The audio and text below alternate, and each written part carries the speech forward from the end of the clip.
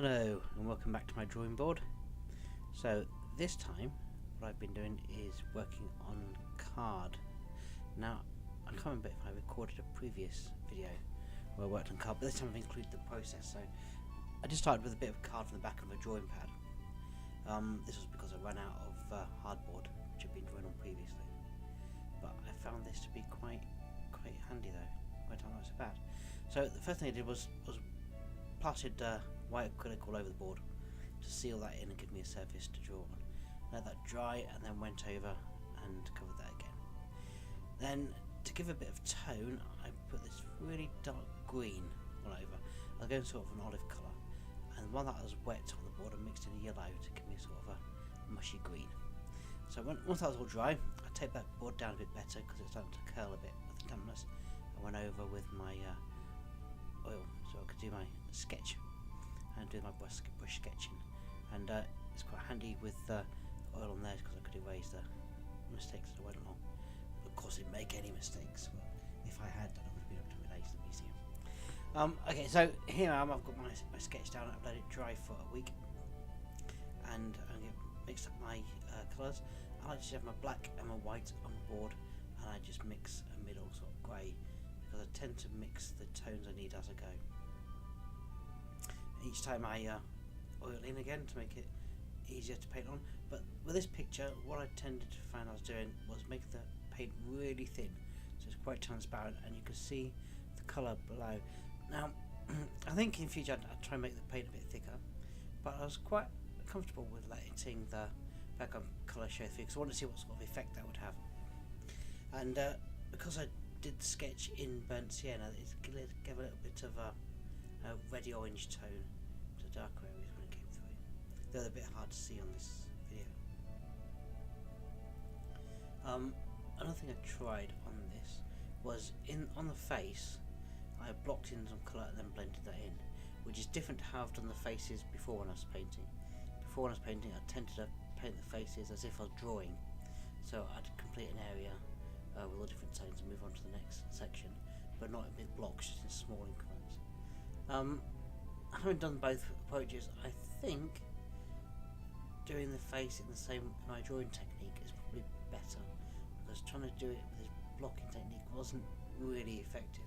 I didn't quite get the level of detail that I normally like to get.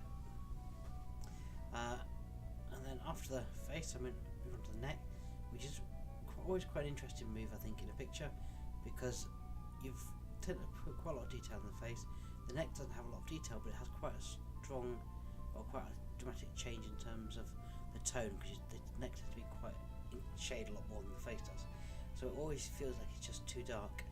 And so I took quite a lot of time fiddling with this, trying to get the tones I thought were right. Once you get the rest of the body in, the neck often doesn't look so out of place, but at first stab can be a bit daunting. So one thing I really made a big effort to do on the rest of this picture was block in the rest of the body, but to do that with a bigger paintbrush. And before I'd been tempted to do the tones very much in the same manner as I would do my pencil drawings, which meant lots of very tiny details building up. But I'm trying to get the hang of the advantages of using paint in that and cover a big area quite fast. So one of the things I did there was just do the arm as a contrast or background to the rest of the torso. That's another thing I'm trying to learn with the painting, is to put in the darker areas, blend that in when I need to, ready to support the lighter tones that go next to it.